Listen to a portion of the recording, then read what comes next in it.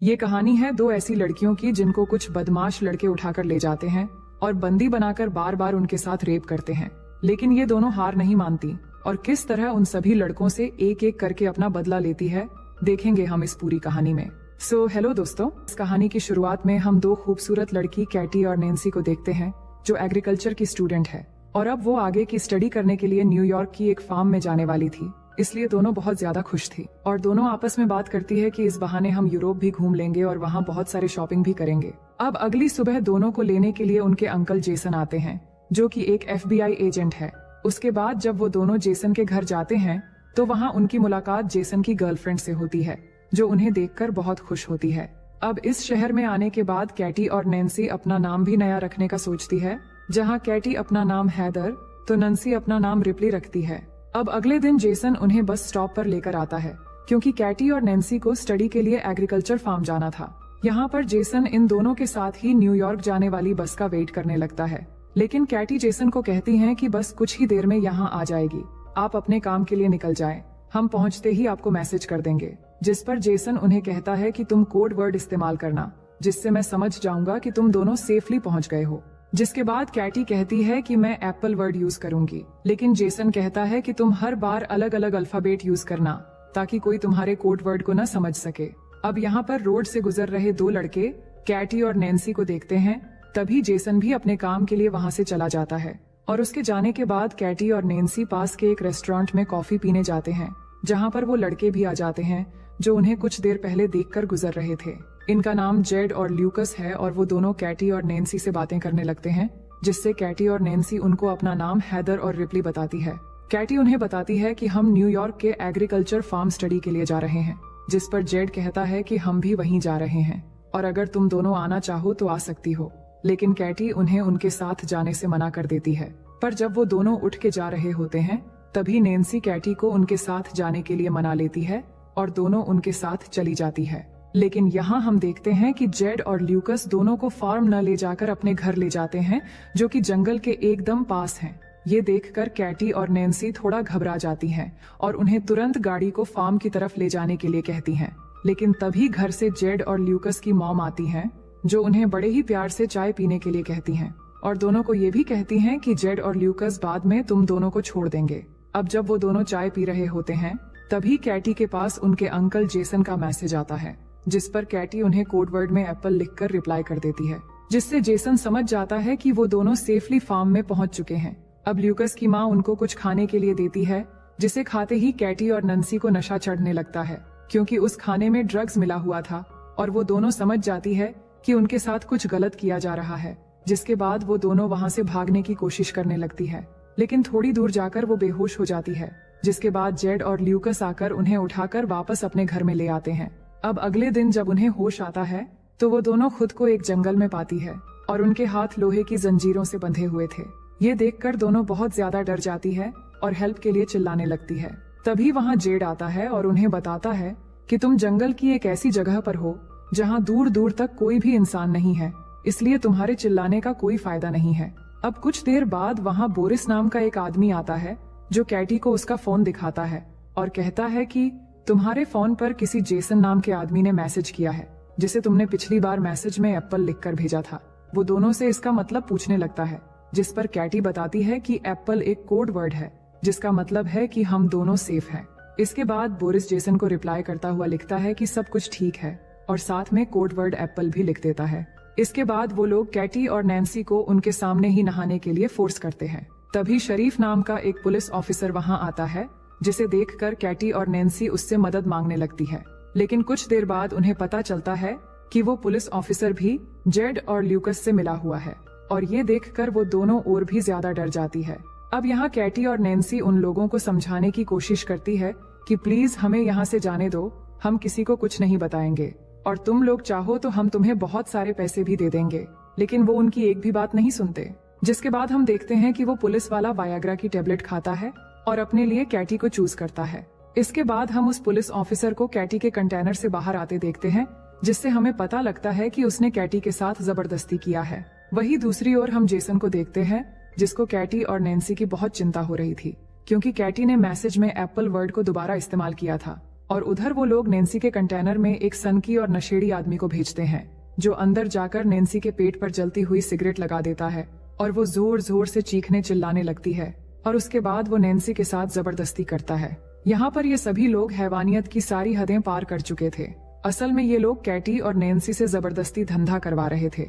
वहीं Jason Katie और Nancy के बारे में पता लगाने के लिए न्यूयॉर्क एग्रीकल्चर फार्म में कॉल करता है, तो उसे पता लगता है कि वो दोनों एक बार भी यहाँ नहीं आए, जिससे जेसन समझ जाता है कि वो दोनों किसी बड़ी मुसीबत में है, इसलिए वो तुरंत उन्हें ढूंढने के लिए निकल जाता है।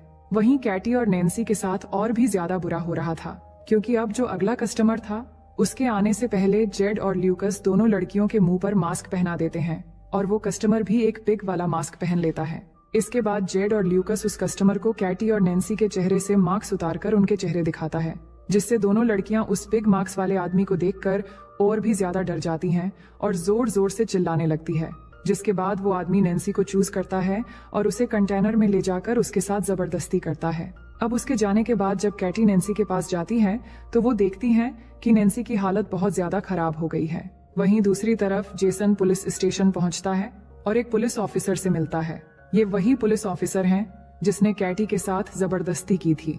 जेसन उसे कैटी और नैन्सी की किडनैप के बारे में बताता हुआ कहता है कि वो भी एक FBI एजेंट है, जिस पर पुलिस ऑफिसर जेसन से पूछता है कि आपको कैसे पता कि वो दोनों किडनैप हुई है, जिस पर जेसन कहता है कि उसने अपनी भतीजी कैटी को कोडवर्ड एक ही बार इस्तेमाल करने के लिए कहा था, लेकिन कैटी ने एक ही कोडवर्ड को दोबारा इस्तेमाल किया है, जिससे मुझे लग रहा है कि वो कई मुसीबत में है और शायद किडनैप हो गई है। वही जंगल में बोरिस को ये पुलिस ऑफिसर सारी खबर दे देता है कि कैटी के अंकल एक FBI एजेंट है और कैटी ने हम लोगों को उस कोडवर्ड के बारे में गलत इन्फॉर्मेशन दी थी। अब बोरिस वहाँ जाकर जेड को कैटी के कंटेनर से थोड़ा दूर ले जाकर उससे बात करता है कि इन दोनों लड़कियों को जल्द से जल्द ठिकाने लगाना होगा, वरना हम मुसीबत में पड़ सकते हैं और हमें शहर से आने वाली और भी नई लड़कियों को पकड़ना है। वहीं कैटी अपने कंटेनर के पास खड़ी होकर चुपके से उनकी सारी बातें सुन रही थी।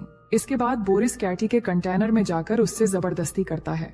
वहीं दूसरी ओर जेसन भी वही रेस्टोरेंट पहुंचता है जहां पर कैटी और नैन्सी को वो दोनों लड़के मिले थे और वहां काम कर रहे एक आदमी से कैटी और नैन्सी के बारे में पूछता है, जिससे वो आदमी बोरिस की गाड़ी के बारे में बता देता है।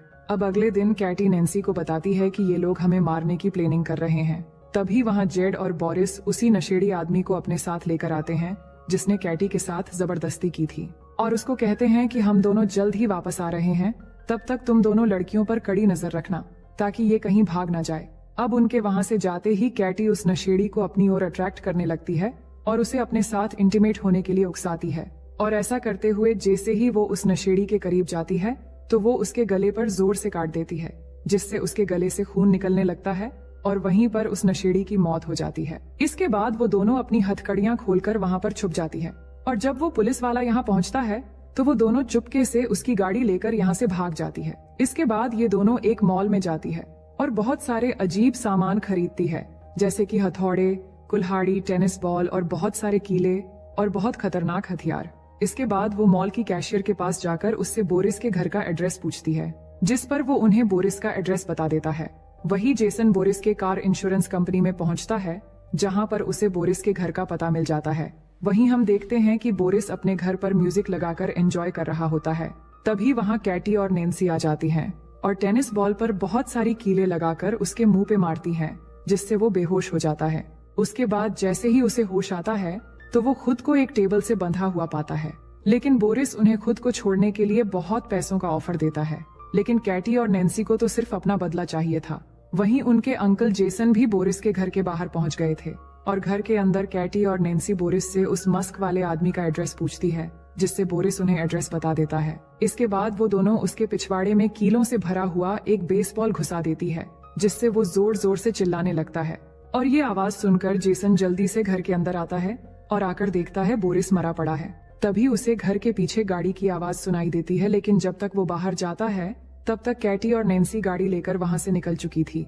अब जेसन जल्दी से वापस पुलिस स्टेशन जाता है और उस पुलिस ऑफिसर से दोबारा कैटी और नैन्सी के बारे में पूछने लगता है और इसी दौरान जेसन कैटी को कॉल लगाने की कोशिश करता है। तभी उसे पता लगता है कि कैटी का फोन उस पुलिस ऑफिसर के पास ही है। अब इससे पहले कि जेसन कुछ कर पाता, पुलिस ऑफिसर उसके पीछे से गन पॉइंट करके खड़ा हो जाता है। वहीं दूसरी ओर कैटी और नैन्सी एक चर्च में पहुंचते हैं जहां हमें पता चलता है कि वो पिग मस्क वाला आदमी कोई और नहीं बल्कि इस चर्च के फादर है, और वो फादर उन्हें देखकर एकदम से पहचान लेता है। तभी कैटी पीछे से उस पर डंडे से मारकर बेहोश कर देती है और दोनों उसे गाड़ी के पीछे बांधकर घसीटते हुए टाउन की तरफ ले आते हैं और वहां एक दुकान से माचिस और पेट्रोल खरीद कर उस पर पेट्रोल छिड़क कर उसे जिंदा ही जलाकर मार देते हैं। वहीं हम देखते हैं कि जेसन को वो पुलिस वाला चेयर से बांध देता है और कुछ देर बाद वो 2 नई लड़कियों को किडनैप करके वहां लाता है।